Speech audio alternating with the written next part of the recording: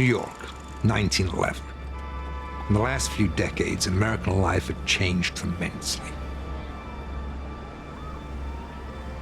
You could now shop at department stores, drive a car, listen to jazz,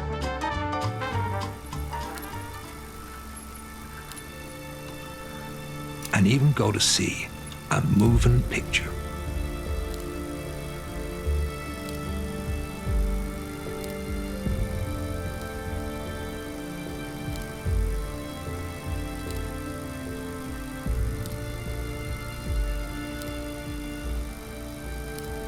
And chances are good that if you saw a moving picture, it was made by an outlaw. A man named Carl Laemmle. Is this everything? And his company of movie-making rebels. Follow me.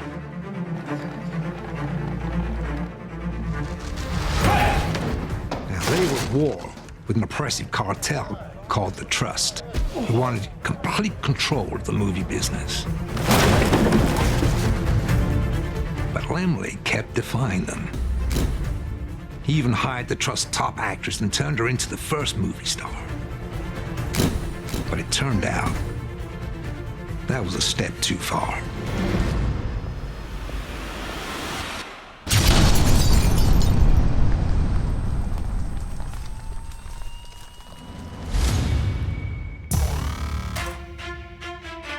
Yeah, we've waited for our time to come, calculated everything we've done, we've upgraded. Now you can't outrun a champion. Now you're facing what? We're gonna stand on top with our hands in the sky. Gonna raise our cup to the stadium lights for the glory, for the glory. We celebrate with the city tonight. Hear the hometown cheer, it's the ultimate high for the glory. We do it for the glory.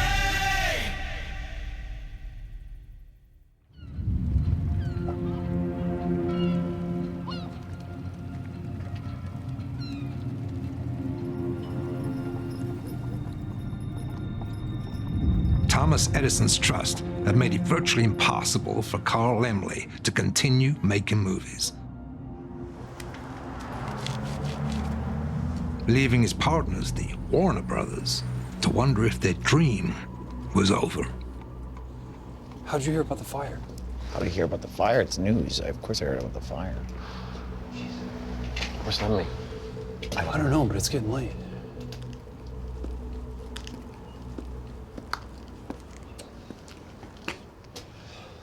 What's going on? Are we safe? Yes, we're safe, and there's no need to panic. Nobody's getting hurt.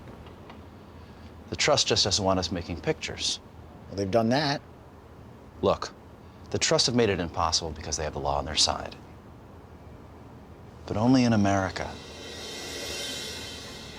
We make pictures in another country, and they can't touch us. So, we're going to Cuba. So, let me tell you about Cuba. Back then, it was a poor country. Its economy was based on sugar production. But for Laemmle, it was the perfect place to escape the Trust's iron grip on the moving picture business. He could shoot his films there, and there was nothing the Trust could do about it. Rum, cigars, women. What's not to like? What are you talking about? We're not going to Cuba. What do you want to do? Go back to fixing bicycles? I'll tell you what, you can go to Cuba and I'll buy your ticket. Look, maybe we don't have to go to Cuba. Maybe we can go somewhere remote, like St. Louis. The Trust aren't gonna bother us there. Not if it's just us. Warner Pictures. What do you say? So the Warners decided to cut ties with Laemmle and try to make pictures themselves, halfway across the country. But they weren't the only ones who were against Laemmle's plan. Look, you don't have to stay in Cuba all the time. You make a picture, you return for a few days, and come back, make another one.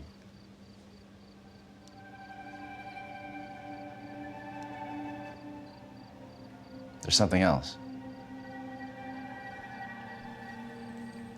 When I go out, like waiting for a train or to a store, people call out my name like they know me.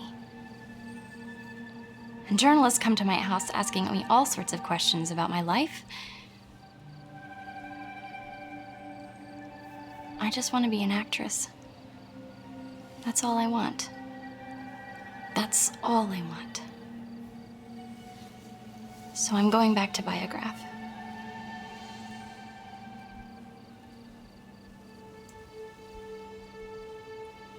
I'm sorry.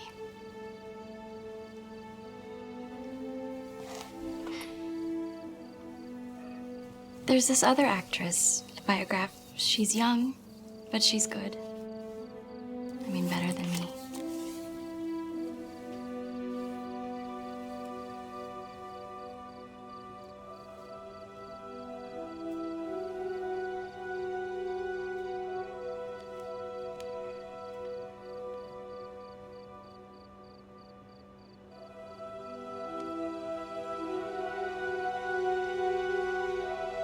The first movie star. A star he created left him.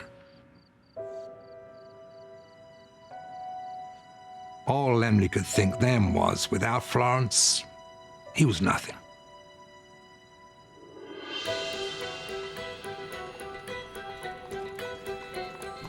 But with his back against the wall, what could he do? His only option was to meet with Florence's friend. But he was thinking it was a waste of time. I mean, what are the chances audiences were gonna like this girl as much as Florence Lawrence? Mr. Laemmle, Yes? Mary Pickford. And in an instant, Laemmle knew he'd made the right decision. Please. Just coffee, please. Have to be back on set in half an hour. Well, thank you for coming today. I know how busy you must be. It's my pleasure. Florence spoke very highly of you. As Laemmle started talking to Mary, he realized he'd never met anyone with so much presence. You'll have your name on the screen. Good. So people will know your name. Good. They'll know who you are So when are you planning on leaving for Cuba? in a month.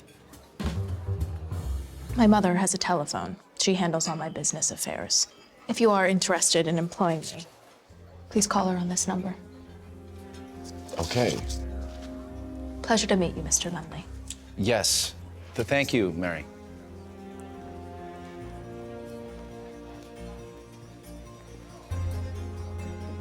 Laemmle was awestruck by Mary's confidence, and he suddenly had this feeling that Mary could be an even bigger star than Florence Lawrence. She'd been working since the age of 7. You see, her alcoholic father died when Mary was just 5, and so to make ends meet, her mother put her in the local theater. Mary was a born actress. By the time she was 15, she was the family breadwinner and appearing on Broadway. Then she got a job with Biograph, making moving pictures to earn more money. Audiences liked her, and not knowing her name, called her the girl with the curls. But Mary was getting restless at Biograph and was already looking to make a move. No, Mr. Laemmle, it's not too late. Good. I'm calling because I'd like to offer Mary a job. I can pay her $75 a week on a 12-month contract.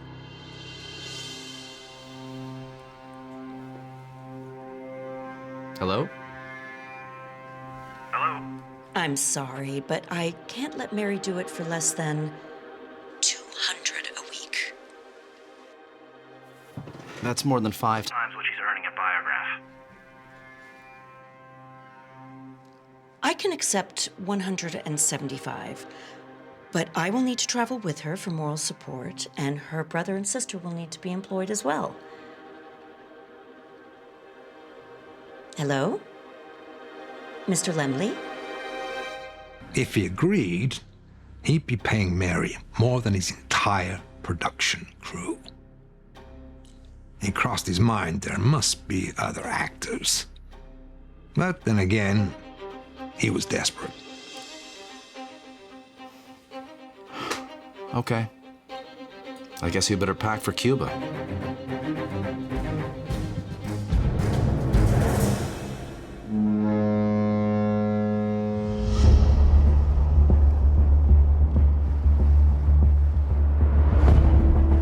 And so Laemmle, Mary, and Mary's family escaped New York and headed to Cuba. I should mention that Mary brought along one more person, her new husband, Owen Moore, who she just married in secret. Now, he'll become a bigger part of our story in a little bit, but for now, let's just say Laemmle was okay with it. Owen was a film actor himself and would easily find a role in Laemmle's operation in Cuba.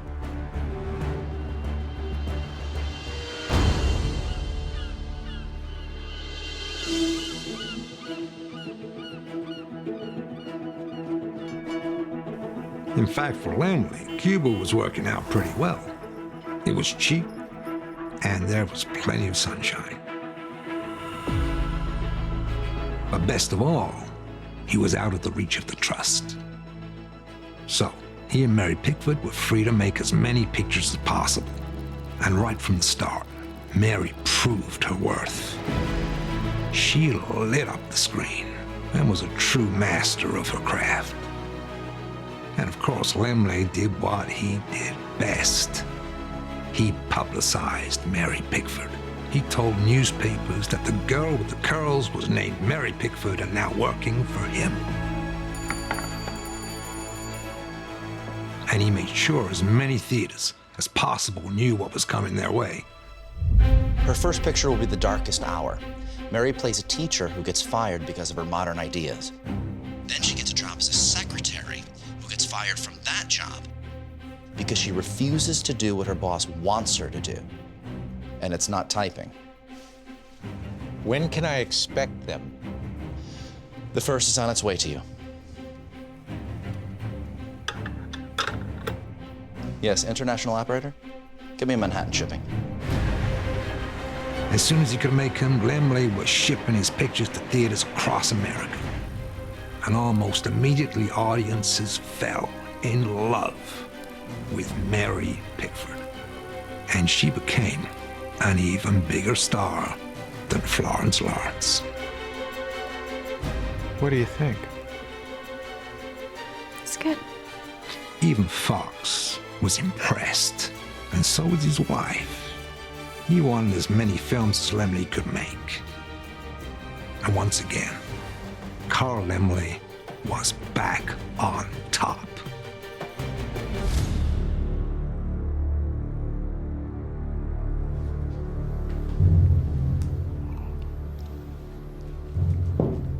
The trust still had a stranglehold on film production in the US, but Laemmle had found a way around it, and there was nothing the trust's arts leader, Thomas Edison, could do.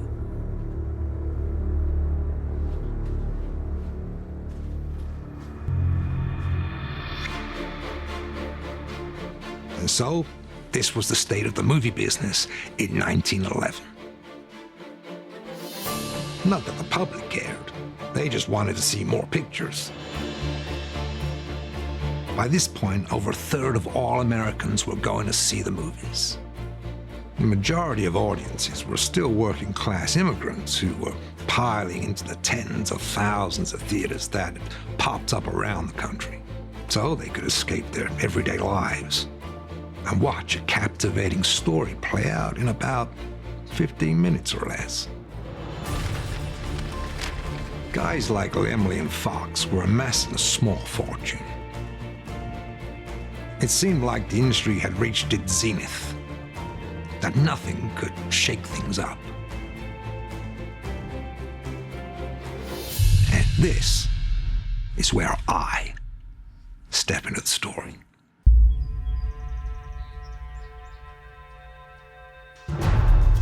So, a little bit about me. Adolf Zukor. I was born in Hungary. My parents died before I was 7. When I was 16, I got on a boat and I left for New York, where a friend got me a job selling fur coats to rich people.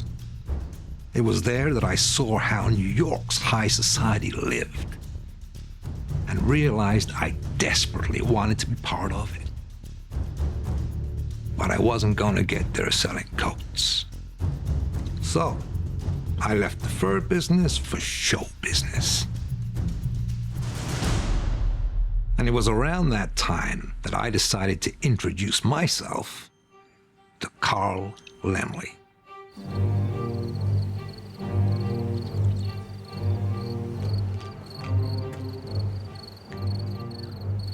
Now, Laemmle was the most successful independent out there, and I wanted to sell him an idea. Well, it wasn't an idea, it was more of a landmine. And I was gonna blow up the whole film business. Prost.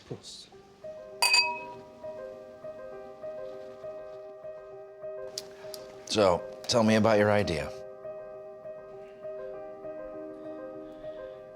A year ago, I was partners with Marcus Lowe.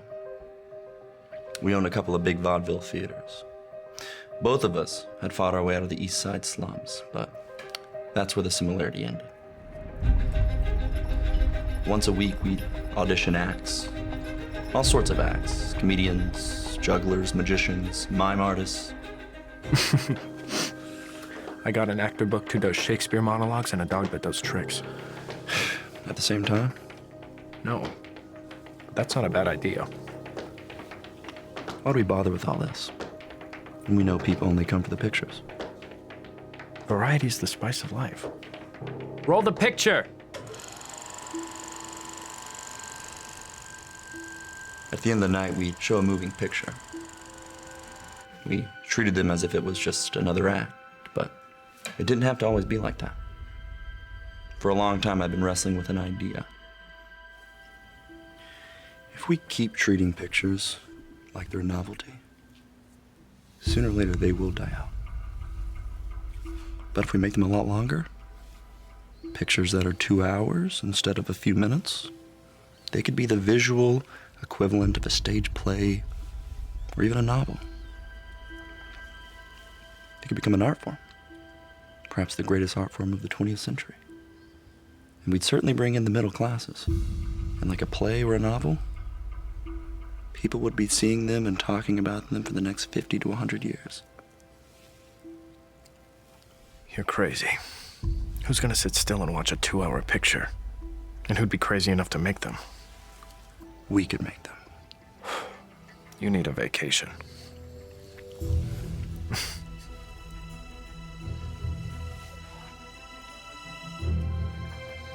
So I tried to forget about the idea, but instead I became obsessed with it. In the end, I sold my half of the business to Lowe so I could make it happen. So you want to make pictures 4 or 5 reels in length? Yes. Features.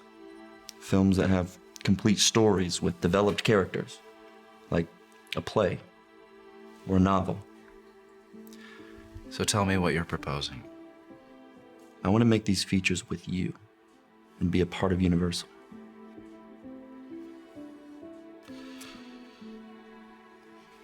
It's an intriguing idea. But there are a lot of unknowns. Aside from the cost, the biggest one is how to sell them to theaters and to audiences. And it would take a lot of effort, work, and money. And now's not the best time. I'm sorry. Laemmle didn't say it was a bad idea. He was nice about it, but all the same, it was a rejection. He just couldn't see it. To be fair, nobody could. Apart from me. If no one was going to help me make a feature film, I was going to have to make one myself and prove to the world it could work. I mean, I couldn't see why moving pictures couldn't be like plays on Broadway. After all, people were still paying to see Shakespeare plays that were over 300 years old. But to get the big bucks, theaters had to have a star. And there was none bigger at the time than Sarah Bernhardt. She was the queen of Broadway. Even if you hadn't seen one of her plays, you knew who she was. And that's when I had another idea. I should make films of plays. Famous plays with famous actors. So I spent my own money making a film of a play. The film was Queen Elizabeth, starring none other than Sarah Bernhardt. But to get around the trust, I filmed it in France. I then rented out one of those fancy theaters in Manhattan to show it. I wanted it to be like an opening night on Broadway. Nobody wanted it, nobody asked for it, but I gambled everything on it.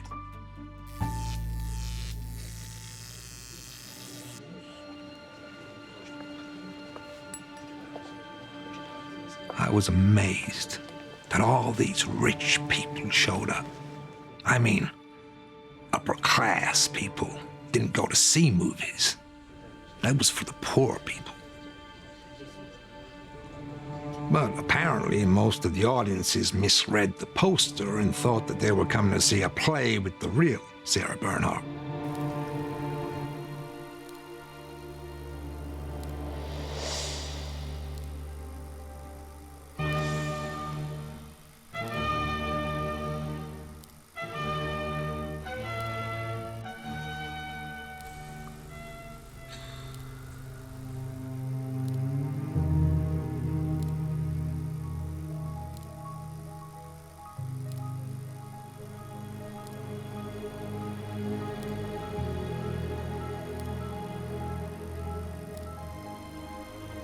To be honest, I found it hard to watch.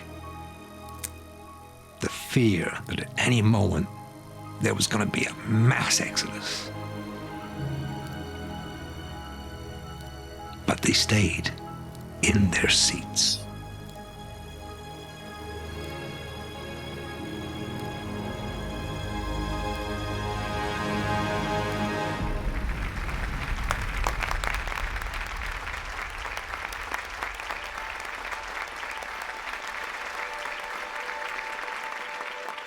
The trouble with New York's high society then was they never told you what they thought.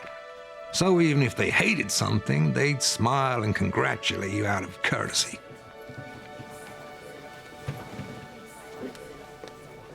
Congratulations. It's a work of art.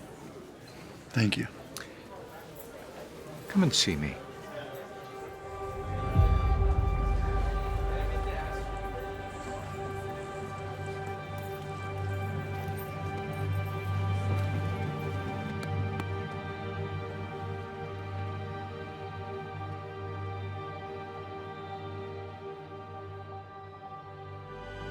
I'd heard about Fox. He was the stuff of legend. Fox lived in a great big house on Long Island.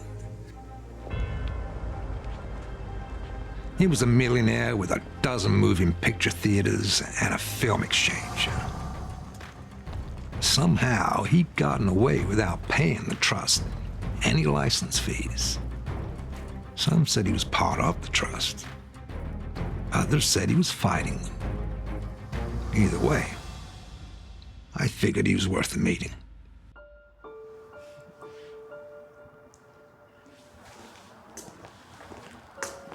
Welcome to Fox Hall. Thank you. Fox liked to show people he was class with a capital C, as if his money was old money. We're the same, Mr. Zukor. We're both visionaries. A feature-length moving picture is the future. Don't you agree, my dear? Congratulations, Mr. Zukor. I'm a big fan of Sarah Bernhardt. Thank you. His wife was even stranger. I mean, she claimed she could predict the future, and Fox thought he could read minds. I know what you're thinking. Will Fox help you make more features? Well, I'd certainly like to show them in your theaters. Fox Theaters, Fox Film Exchanges, and now the Fox Film Corporation. You're planning your own pictures? I have $500,000 in cash to invest in film production. You will be my production partner. Together, we'll make the greatest pictures the world has ever seen. Fox Theaters, Fox Exchanges, Fox Features. and Fox Features.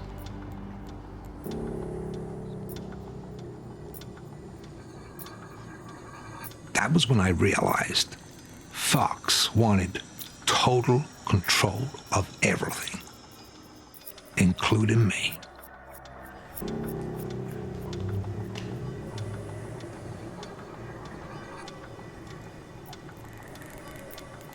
Now, I never told them that I didn't want to go into business with Fox. I didn't have to. Apparently, they knew. Well? It's what I thought. You can't trust them. Here's another thing you should know about the Foxes. They didn't trust anyone, and for good reason. This is what needs to happen. You need to talk to him. You see, Fox knew his millions could disappear in an instant, all because of a dangerous game he was playing with the trust. While the rest of us were running from the trust. The contract should have arrived. Maybe it got lost in the mail. Fox was stringing them along.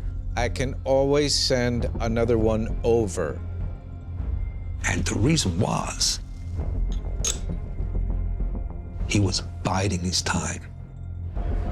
Fox had these exclusive evenings at his theaters, where he'd invite some influential people in New York, like politicians from Tammany Hall. They loved it. They get to see new movies before anyone else.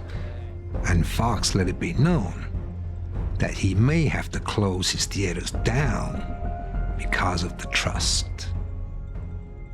Fox was working his way through the political system, looking for a way to take down Edison's trust before they finally caught on to his game. But not everyone fighting the trust had the power and the influence of William Fox or Carl Laemmle. Remember the Warner Brothers? All they could do was skip town and try making movies beyond the reach of Edison's goons. We had no army. So I persuaded the Missouri National Guard they needed some target practice. So they turned up with 20 carbines. And I'm saying one is fine. Now Sam and Jack were back from St. Louis to show Harry the fruits of their labor. Sir, just one. A Warner Brothers picture. Well, I can't wait to see them.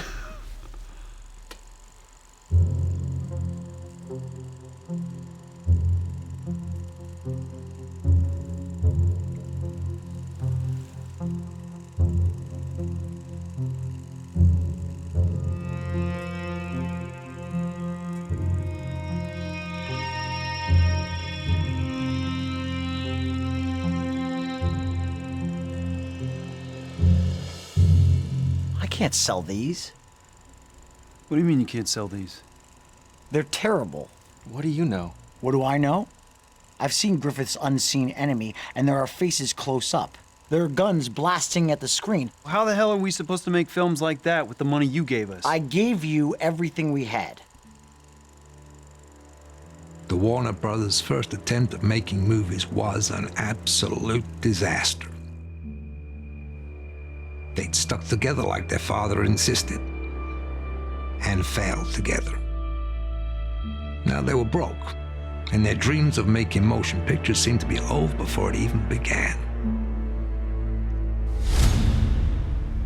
Now, I would have felt sorry for the Warners, only I was dealing with my own problems.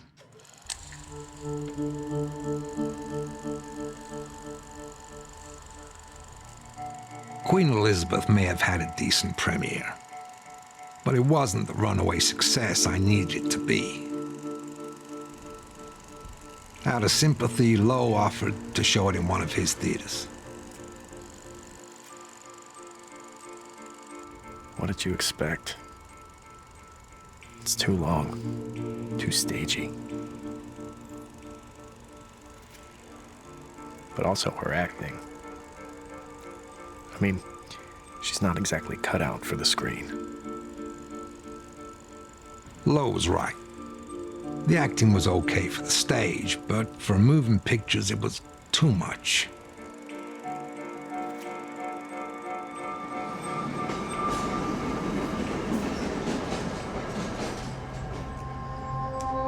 What I needed was a film actress. Then I saw Mary Pickford was back in New York and was appearing in a play on Broadway. I couldn't believe it. Laemmle's star actress had left him. Yes, Laemmle here. I have a film that needs to be in New York by next week. How soon can you get it there? Now, the Pickford films were as popular as ever, but Mary wasn't happy in Cuba.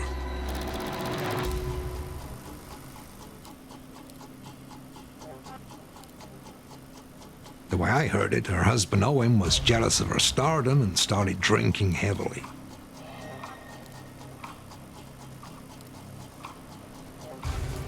Do you have to drink right now? It's just a beer.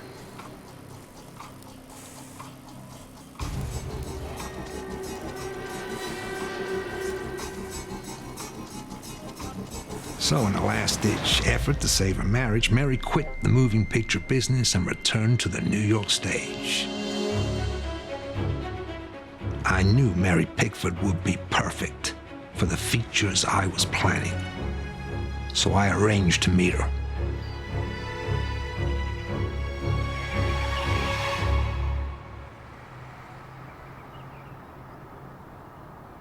Mary no longer does moving pictures. The stage offers her more creative freedom and a better career path. The series of feature pictures I have planned will give Mary as big an opportunity as the stage. I'm sorry, Mr. Zukor, but I've quit the screen for good. Mary, these features will be films of plays. Famous plays. And your performance won't be over in one night. It'll last forever. All I ask is that you make 3 features with me. And when we're done, if you don't want to have anything to do with me or with moving pictures, I'll understand. But if you do, I'll pay you more than any other actor, and I'll make you a bigger star than Sarah Bernhardt.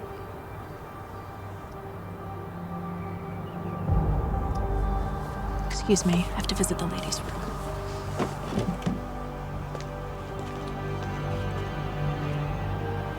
How much will you pay Mary to star in these features of yours? $200 a week. I see. If you can pay $500 a week, then I'm sure I can persuade her.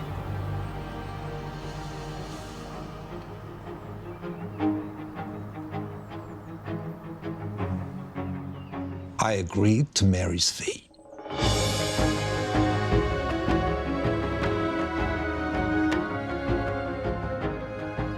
Which was more than double what Laemmle paid her.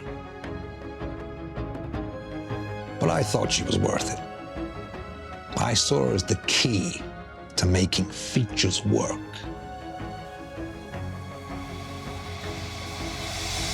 But her other demand would cost me more. She made it clear she wanted to be in New York. And to make films in New York, I needed the permission of the trust.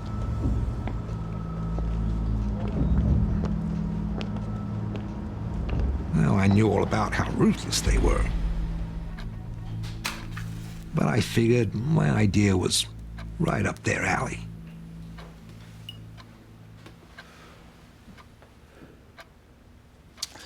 The features will be produced in New York by my company, Famous Players and Famous Plays. And that would be in the trust. We don't call it that. It's a motion picture patents company. Sorry, my mistake. You see, features will elevate the motion picture business into something much better, something longer lasting. And you'll get the middle classes in, paying a lot more money. Interesting. It's quite an idea for a fur salesman. I don't deal in furs anymore. No. What do you do now? Make coats or boots or something? I make moving pictures. No, you made one picture. And you showed it in New York. And you didn't come to us and ask for a license then. And now, you need us. But there's no apology. Instead, you tell me how to run our business. I meant no disrespect. So what will it take to get a license? You come in here with your fancy suit and think that you can buy your way into anything. If I had my way, you'd be on a boat back to where you came from. So if I made features without a license? If you make them in France, like the last heap of dung, I can't touch you. Make them here, and I'll break you.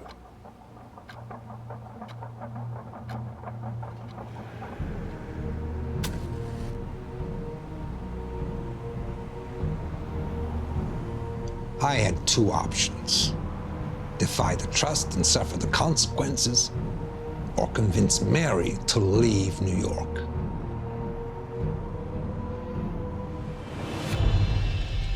But there were other problems, ones that I wasn't even aware of.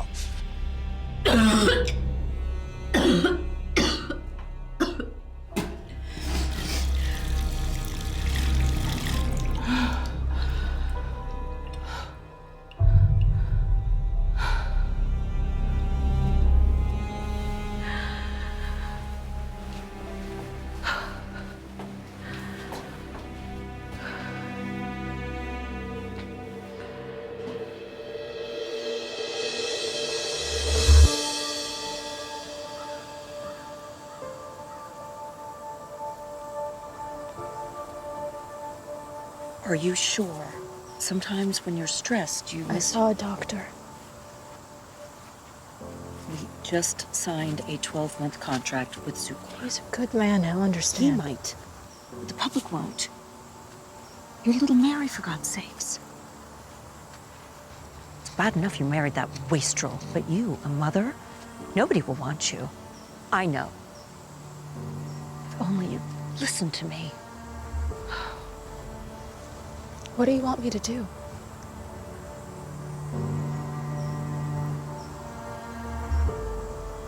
Does Owen know?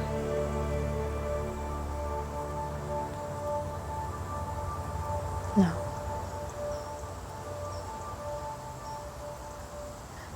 No.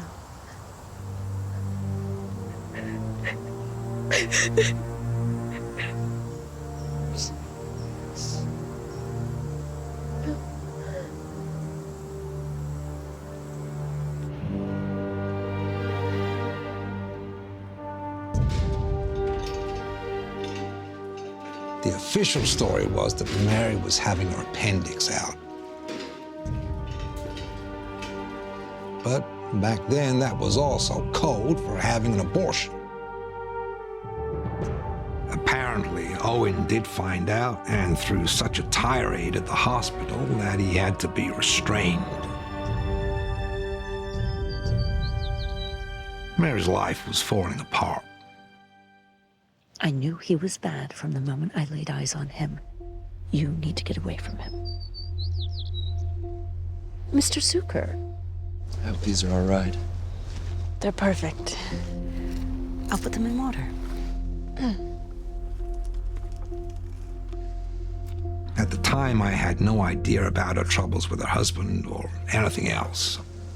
I guess I was too wrapped up in my own problems. So tell me the news. It's not good. I can't film in New York. I see. I'm gonna have to find somewhere else to go, so.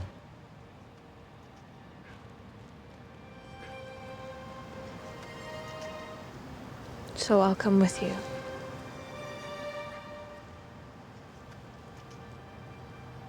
Okay.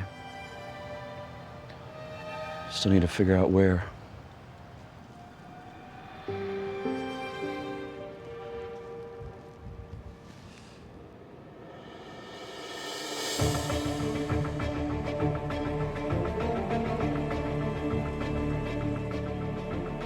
Then, Mary remembered.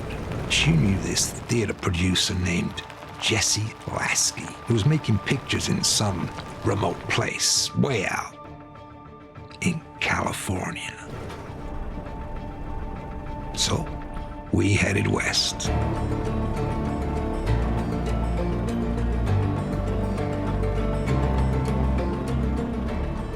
I was escaping the trust, and she was escaping her marriage. This is it?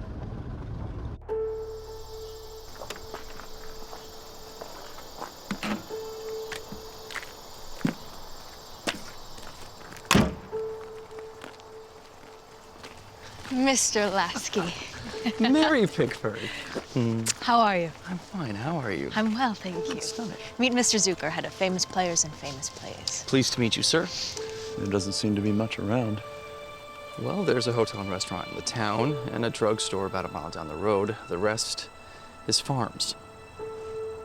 Welcome to Hollywood. Come, show me. Yes. I didn't know what to think. We traveled across the country only to find ourselves in the middle of nowhere. In those days, Hollywood was a quiet farming community. Orange and lemon groves, a few farmhouses here and there, and not much else. The main thoroughfare was a dusty two-lane road that wound its way around town.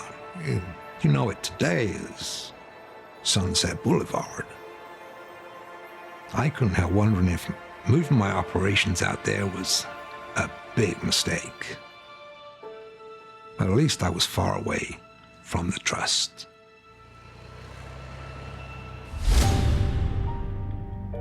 By mid-1912, Edison's trust was as powerful as ever. They kicked me across the country, forced the Warners back to the Midwest, and were the reason Laemmle had to move his company to Cuba. There was one man who was still conducting business right under the noses of the trust. William Fox. But even his time seemed to be running out.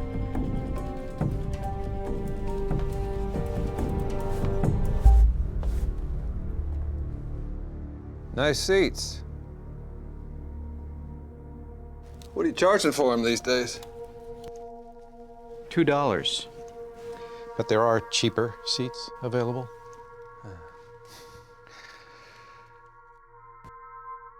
Where's the contract? I sent it.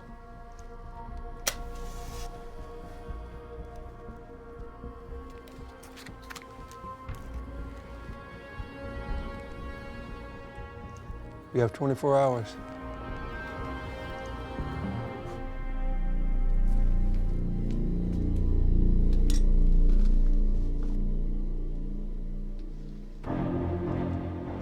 Fox was not a man who liked to be pushed around. And now he was ready, after years of preparation, to make his big play.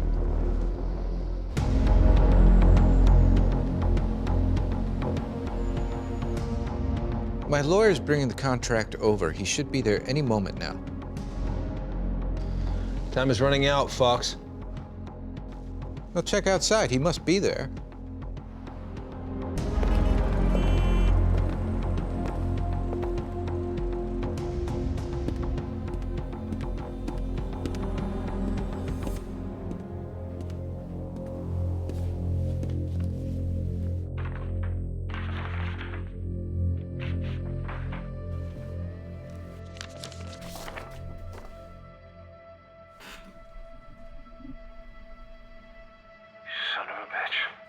Pleasure doing business with you. On August 15th, 1912, Thomas Edison's motion picture patents company was served with a federal antitrust suit.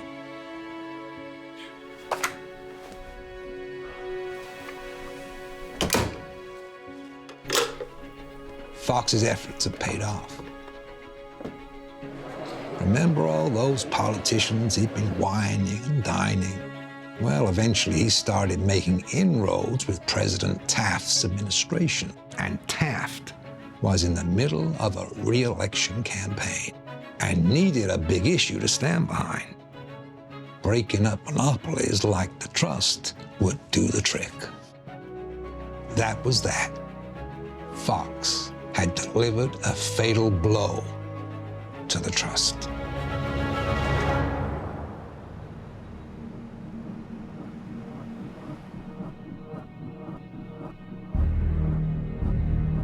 Thomas Edison could have gone to court to fight the suit. But to be honest, his heart wasn't in it anymore. He was never interested in filmmaking as an art or even an industry. He was always just trying to protect his patents. And so he moved on and focused his attention on synthetic rubber for automobile tires.